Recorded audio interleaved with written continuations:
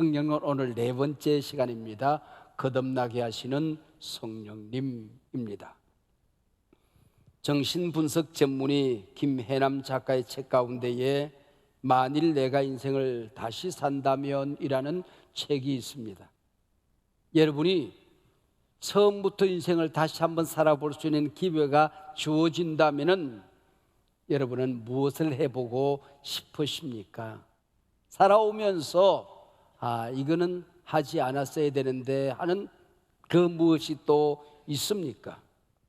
어떤 분은 자기가 졸업한 학교가 불이 나서 새까맣게 재가 되었는데 그렇게 좋더래요. 자기 성적표가 다 불에 탔거든. 자식들이 행여나 학교 가서 애비의 성적표를 보면 어떡하나 늘 노심초사했는데 불 나고 나니까 그렇게 좋더래요. 사람의 가장 존귀한 존재 가치가 무엇일까요? 하나님의 형상으로 창조되었다 하는 것입니다. 창세기 1장 26절 하나님께서 사람을 빚어 만드실 때에 우리의 형상을 따라 우리의 모양대로 우리가 사람을 만들자 그랬습니다. 그리고 2장에 가면 여호와 하나님 이름이 바뀌면서 동화적으로 표현이 되어집니다. 여호와 하나님이 땅의 흙으로 사람을 지으시고 생기를 그 코에 불어넣으시니 사람이 생명이 된지라 그랬습니다. 사람은 동물처럼 육체만 가진 존재가 아니라는 것입니다. 생기, 하나님의 호흡, 하나님의 형상을 불어넣으니 생명, 리빙 소울, 살아있는 영적인 존재가 되었다 그렇게 설명하고 있습니다. 이 영적인 존재 사람이 하나님과 함께 살던 에덴 동산은 하나님의 나라 그림자입니다. 하나님의 통치, 하나님과의 교제가 있었던 장소이지요. 여기 한 가지 계명이 있어요. 선악을 알게 하는 나무의 열매를 먹으면 반드시 죽는다 하는 것입니다. 그런데 바로 선악과를 따먹고 하나님의 형상이 산산이 부셔집니다. 이 하나님의 형상이 깨어진 아담과 하와 그의 후손 우리 인간은 어떤 존재가 되었을까요? 창세기 5장 3절에 너무나도 귀한 말씀이 기록되어져 있습니다. 이때부터 아담은 인간은 그 얘기입니다. 자기 모양 곧 자기의 형상과 같은 아들을 낳으니라. 아담은 하나님의 형상으로 만들어졌는데 이 땅에 태어나는 모든 아담의 자손들 인간들은 하나님의 형상으로 태어나는 게 아닙니다. 아담의 형상, 범죄한 형상, 멸망받을 수밖에 없는 아담의 형상을 따라 이 땅에 태어나게 되었다 하는 것입니다. 이걸 성경은 모든 사람이 죄를 범하였음에 태어나고도 전에 모든 사람이 죄를 범하였음에 하나님의 영광에 이르지 못하더니 그랬습니다. 인간은 스스로의 힘으로 하나님의 영광에 들어갈 수가 없다는 것입니다. 선행으로, 지식으로, 공로로, 돈으로, 종교 생활을 통하여 하나님 나라에 들어갈 수 없다 하는 것이 성경의 선언입니다. 칼뱅은 얘기했습니다. 신구약 성경의 가장 영적인 책은 요한복음이다 그렇게 얘기를 했습니다. 요한복음 20장 31절이 사실은 요한복음 마지막 장 마지막 절입니다. 그 다음에 21장이 있어요. 그건 에필로그입니다. 실제로는 20장 31절이 마지막 장 마지막 절인데 요한복음을 내가 기록한 목적은 이거다라고 기록을 하고 있습니다. 오직 이것을 기록함은 너희로 예수께서 하나님의 아들 그가 그리스도이심을 믿게 하려 함이요 또 너희로 믿고 그 이름을 힘입어 생명을 얻게 하려 함이라 그랬습니다. 그런 점에서 오늘 본문 요한복음은 그리고 그 가운데 3장은 대단히 중요한 규절입니다. 교회밥 좀 드신 분들 가운데 니고데모와 예수님의 대화, 그 다음에 이어지는 요한복음 3장 16절 모르는 사람이 없죠. 안다고 하니 깊은 맛을 모르는 겁니다. 요한복음에는 11개의 대화록이 나옵니다. 예수님과의 대화입니다. 그 대화록 첫 번째가 오늘 본문입니다. 요한복음 11개의 대화록 가운데 가장 중요한 대화이기에 가장 먼저 기록이 되어진 것입니다. 인생의 가장 중요한 과제가 뭐냐를 다루고 있습니다. 인생이 이 땅에 태어나서 한 가지를 이루어야 된다고 한다면 그 과제가 뭐냐 그 얘기입니다. 거듭나는 것입니다. 구원받는 것입니다. 여기 다시 태어난다라는 말은, 거듭난다 이 말은 구원받는다, 하나님의 자녀가 된다, 중생한다, 영생을 얻는다, 하나님 나라에 들어간다, 모두 같은 말입니다. 여러분은 왜 교회에 오셨습니까? 교회가 이 땅에 서 있어야 될 이유가 뭡니까? 교회가 해야 될 가장 중요한 일이 뭡니까? 이 땅에 기독교가 존재해야 되는 이유가 뭡니까? 죄인이 구원받아 하나님의 자녀가 되고 하나님 나라에 들어가는 것입니다. 다른 것은 거기에 대한 열매요 부수적인 것들입니다. 본문은 예수님 당시 유대 땅 금수저 중에 금수저 니고데모와의 대화 내용입니다. 이 땅에 사람들이 가지고 싶은 거 다 가진 사람이에요.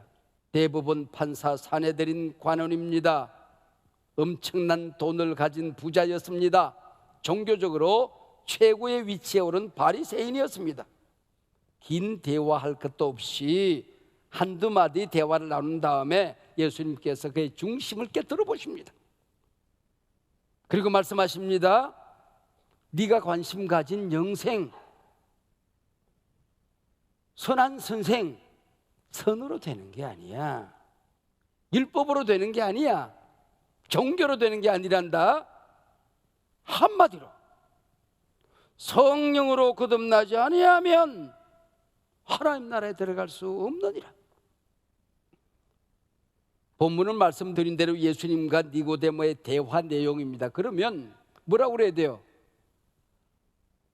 선생은, 너는, 당신은 2인칭으로 대화를 해야 되잖아요. 근데 2인칭 대화가 아니에요. 네가 거듭나지 아니하면 그렇게 말씀하지 않았어요. 당신이 물과 성령으로 거듭나지 아니하면 그렇게 말씀하지 않았어요. 사람이 3절 사람이 거듭나지 아니하면, 4절 니고데모도 사람이 늙으면, 5절 사람이 성령으로 거듭나지 아니하면, 그 얘기는 모든 인간은 그 얘기입니다. 남녀노소, 빈부 귀천, 동서고금, 모든 인간은, 어떤 선한 사람도 철학자도 종교 교주도 예외는 없습니다. 인간은 누구나 성령으로 거듭나야 한다는 것입니다. 모든 인간은 태어날 때 이미 하나님의 형상이 파괴된 범죄한 형상으로 태어나기 때문이라는 거지요. 다시 물어보십시다. 성경의 가장 중요한 주제가 무엇이라고 생각하십니까? 인생의 가장 중요한 주제가 무엇이라고 생각하십니까? 성경에 기록된 목적은 우리 인간의 성공 비결을 기록하기 위함이 아닙니다. 험한 이 세상 처세술을 기록함이 아닙니다. 인간의 도덕 윤리를 기록함이 아닙니다. 심지어는 병든 자를 어떻게 고치는가 치유책을 기록하는 것도 아닙니다.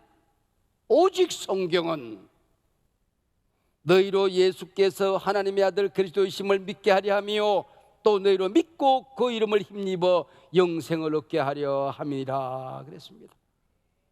그래서 모든 신학자들이 동의하는 한 가지가 있습니다.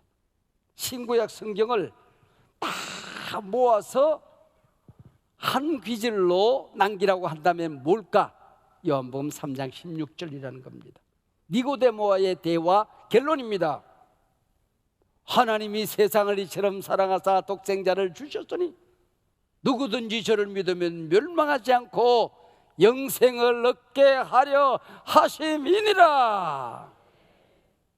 니고데모는 예수님을 만나자마자 당신은 하나님께로 오신 선생입니다.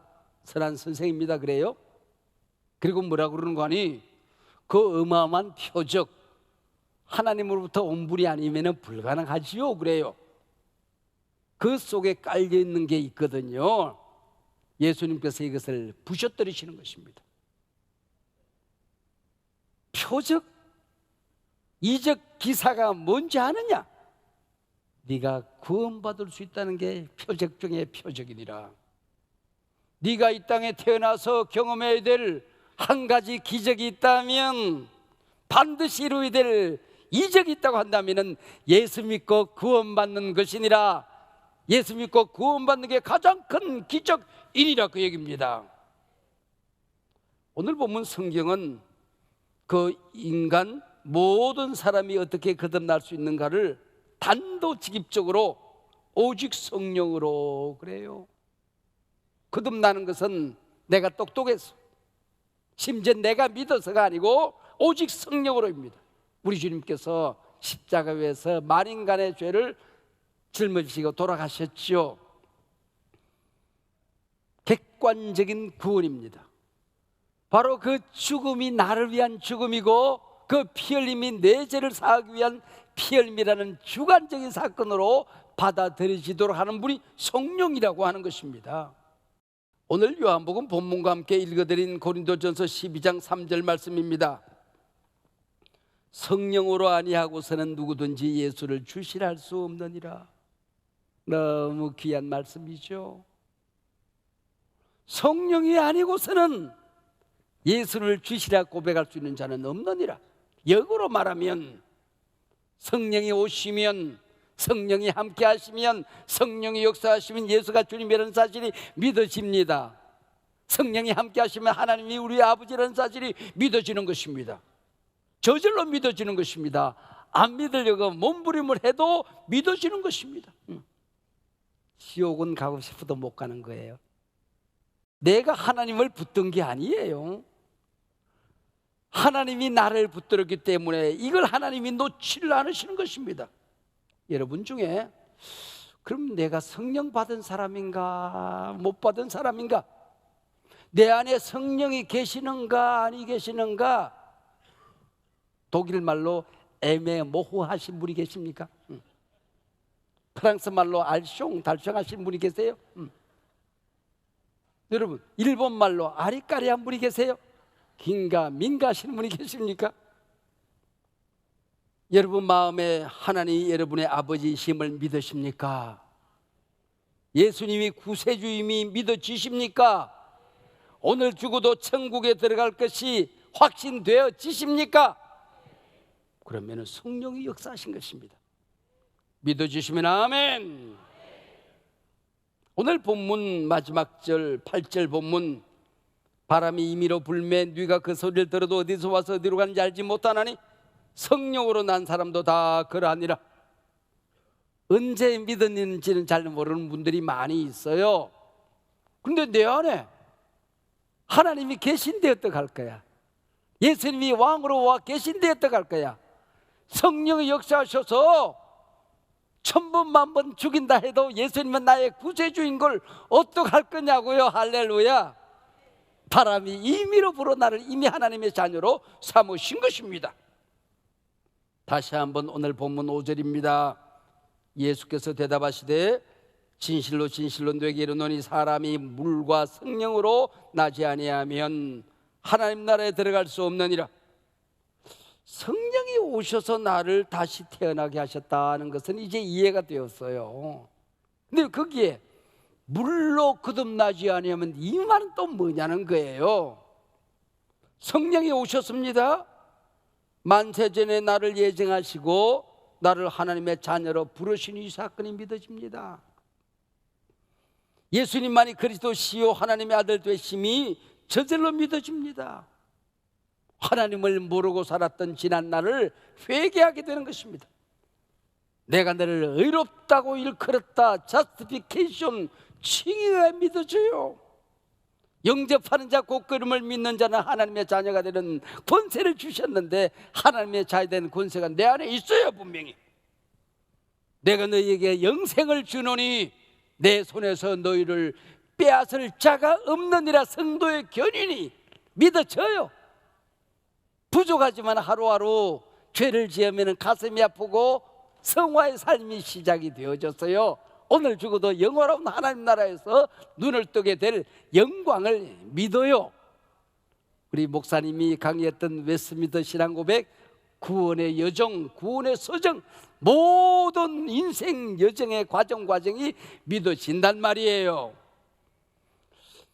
이렇게 성령으로 거듭났으면 되었는데 왜 거기에 물로 거듭나야 한다는가 하는 의문점을 가지게 됩니다.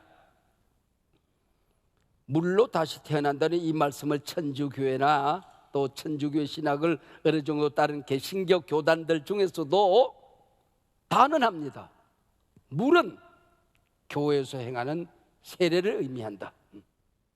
예수를 그리스도로 영접할 수 있도록 성령이 역사하셨으면 교회의 공적인 세례 과정을 통하여 공인받음으로 말미암아 거듭남이 완성되어진다, 그렇게 말합니다. 이 정도는 좀 과한 주장이 될 수 있지만은 공적인 예식을 통해서 물로 죄를 씻고 피가 뿌려지고 성령이 임재하고 부활의 삶을 시작하는 세례 예식은 소중한 것입니다. 절대로 소홀히 여겨서는 아니 된 것입니다. 내가 공적인 교회를 통하여 세례받은 세례교인이 되었다, 이건 자랑스러운 일입니다. 아직도 세례받지 못하신 분들 세례를 사모하고 준비하고 기다리셔야 된다는 것입니다.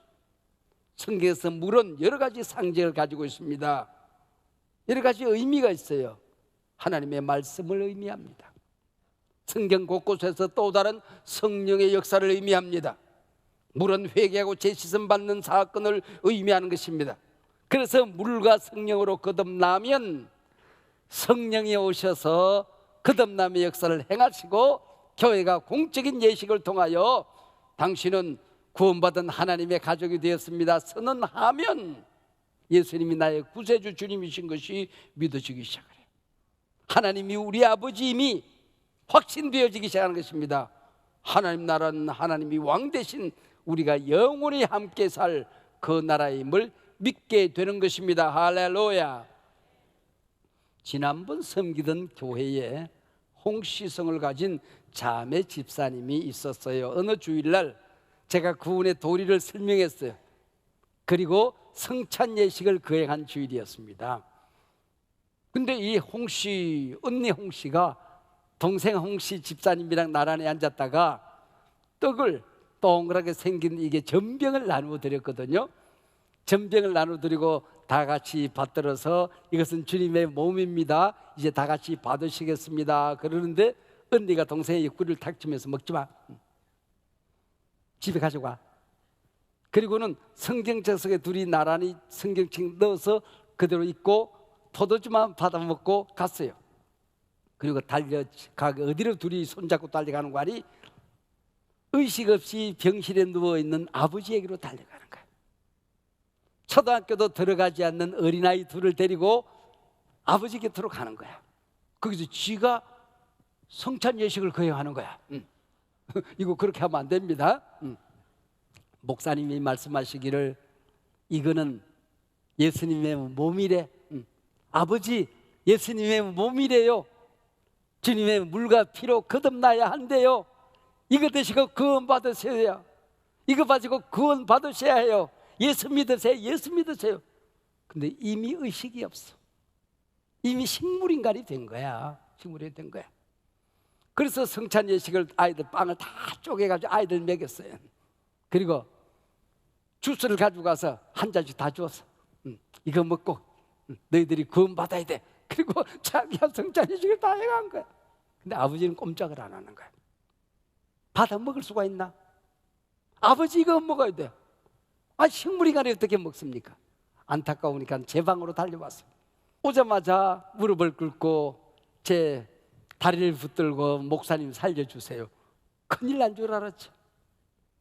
누워있는 우리 아버지 구원해 주세요, 구원해 주세요. 제가 끌려갔어요. 복음을 제시했습니다. 복음을 제시하고 예수를 그리스도로 영접하시려고 하면은 아멘 하세요. 아멘이 되나 안 되지. 식물인간인데 눈을 떴다 감으세요. 눈이 움직이나? 손가락에도 까딱 해주세요. 그냥 복음 전했으니 기도하고 마치려고 하는데 목사님 한 번만 더 복음을 제시해 주세요. 살 수 없이 손을 잡고 성령의 임재를 구하는 기도를 드렸습니다. 내가 할 수 있는 일이 없습니다.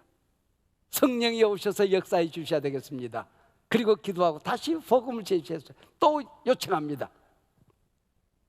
아멘 하세요.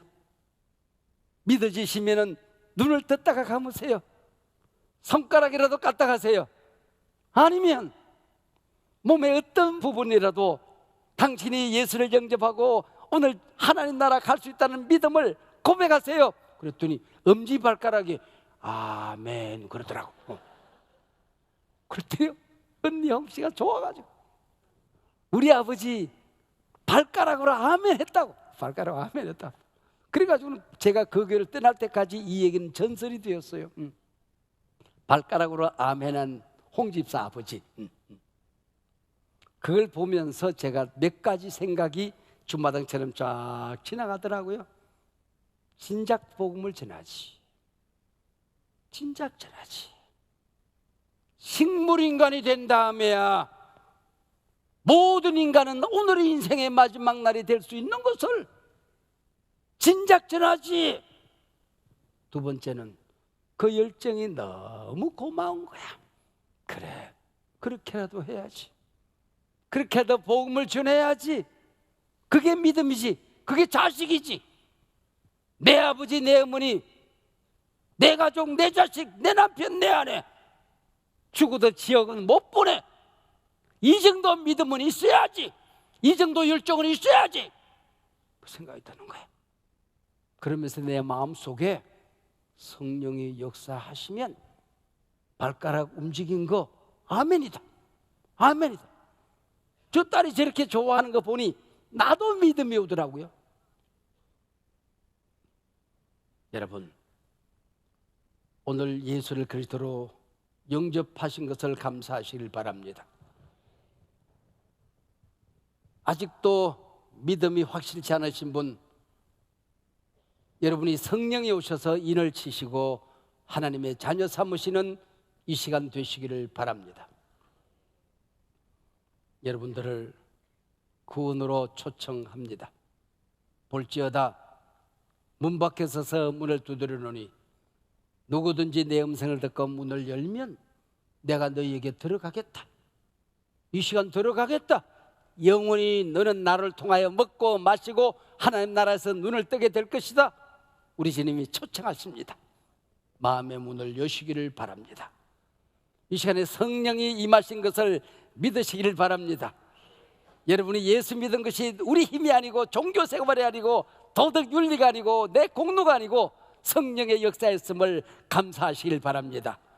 다시 한번 여러분 한 사람 한 사람 각자에게 성령이 임하여 오늘 피 묻은 주님의 손으로 인을 치시는 이 시간이 되시길 바랍니다. 나는 예수를 그리스도로 영접하겠습니다. 내가 희미한 믿음을 다시 한번 성령의 임재를 구합니다. 오셔서 나를 거듭나게 해 주시옵소서. 주님을 영접합니다. 나의 왕으로, 하나님의 아들로, 내 구세주로 주님으로 영접합니다. 주여 나를 구원하여 주시옵소서.